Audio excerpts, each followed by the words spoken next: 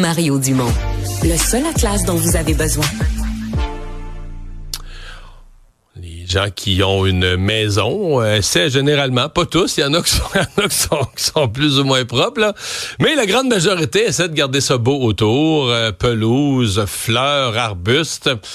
Or, au nom de l'environnement, il y a de plus en plus de choses qui sont interdites. Certaines logiques, sûrement certains produits là, qui étaient polluants, des pesticides qu'on ne veut plus. Mais il y a peut-être des municipalités, en tout cas, moi, des affaires où carrément on exagère. Moi, quand j'entends, par exemple, laisser aller les pissenlits, ça a l'air gentil pour les abeilles, mais excuse-moi, si tout le monde partout laisse aller les pissenlits, au bout de 3 ans, il n'y aura plus aucune autre espèce qui va pousser, il va rester juste des pissenlits. Intervention donc publique de l'Association des services en horticulture ornementale qui s'inquiète de cette tendance. Philippe Quessy en est le vice-président. Monsieur Quessy, bonjour. Bonjour, Monsieur Dumont. On va se parler plus général après, mais là, le dernier exemple en liste, c'est la ville de Saint-Lambert. Considérez-vous qu'eux sont virés sur le top, là?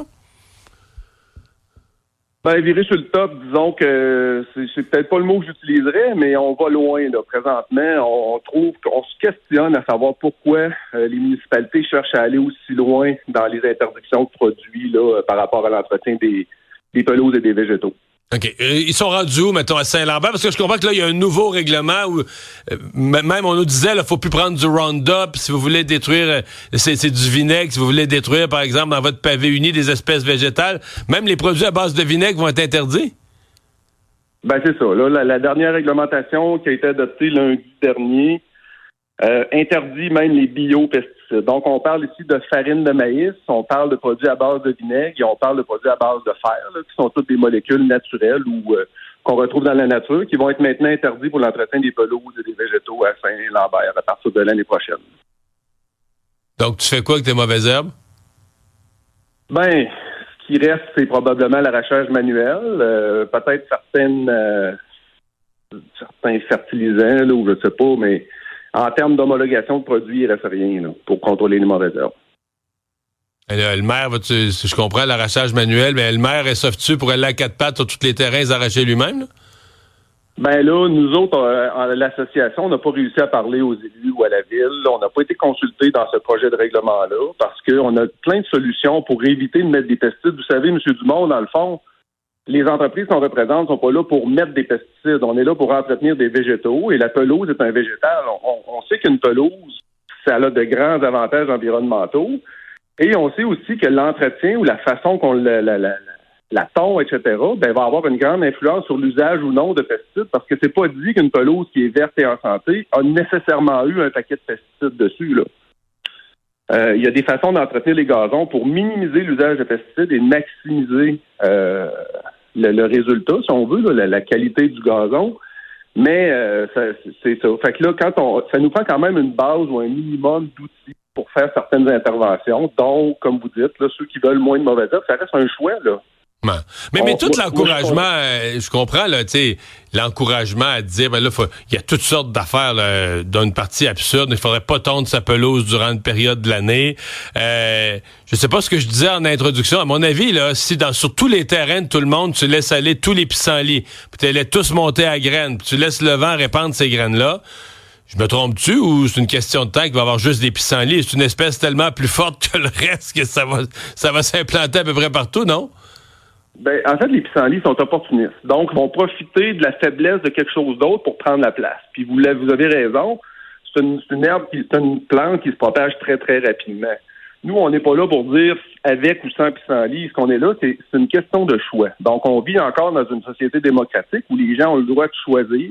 Et le choix d'avoir une pelouse qui est en santé ou qui est plus dense, avec moins de mauvaises herbes, moins de pissenlit, comme vous dites, c'est un choix. Puis avec les produits biologiques ou avec les produits qui sont toujours autorisés par les gouvernements, on considère que c'est un choix qui est très valable au niveau environnemental parce qu'il n'y a rien qui vient à côté la densité d'une graminée. Donc, les graminées à gazon prennent pas beaucoup de place, sont capables d'être très nombreuses. Puis ce que ça vient faire, ça vient générer une masse racinaire, une densité de racines qui est incroyable. Donc, la biodiversité d'une pelouse n'est pas juste visible. Elle est beaucoup dans le sol. Puis les graminées à pelouse sont nombreuses. Donc une pelouse, c'est pas vrai parce que souvent on entend le mot monoculture.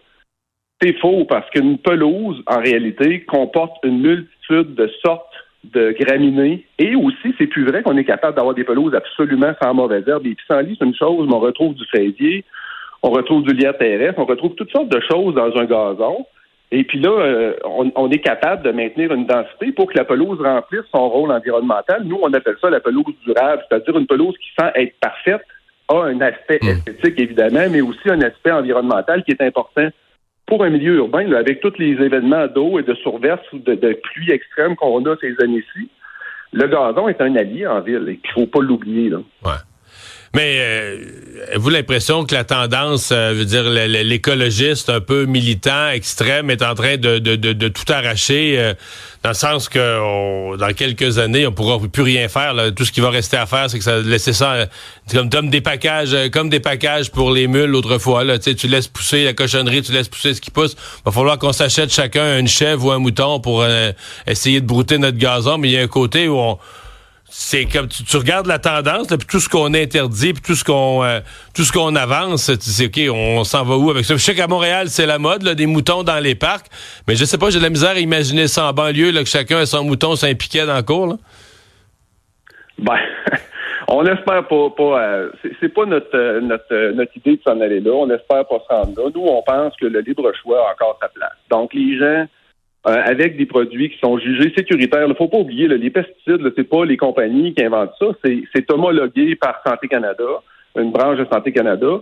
Et en plus, le ministère de l'Environnement du Québec a fait un code de gestion des pesticides qui vient interdire un paquet de molécules qui sont permises au fédéral. Fait qu'il y a déjà un grand tri qui est fait pour ce qui arrive ultimement que nos entreprises peuvent utiliser ou les citoyens peuvent utiliser dans leur cours, parce que c'est l'autre aspect, là, la ville de Saint-Lambert vient même interdire aux citoyens d'acheter un produit en vente libre chez magasin du coin, Canadian Tower ou la jardinerie du coin. Et puis, donc la ville interdit à ses citoyens d'acheter des produits en vente libre chez Canadian Tower. C'est pas interdit de les acheter, c'est interdit de les utiliser. Oui, je comprends.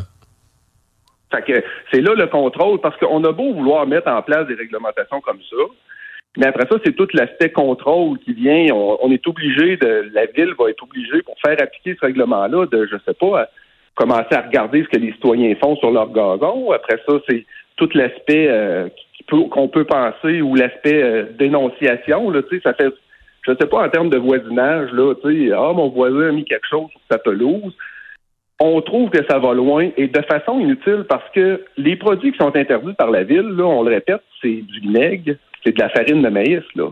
On parle de produits qui sont, je dis pas inoffensifs, mais comme toute chose, là, tout est dans le dosage.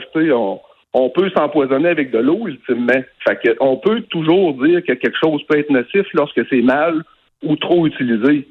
Mais dans le cas des biopesticides, on pense que là, on va peut-être un peu trop loin. À suivre. Philippe Kessy, vice-président de l'Association des services en horticulture ornementale. Merci. Au revoir. Merci à vous. Bonjour.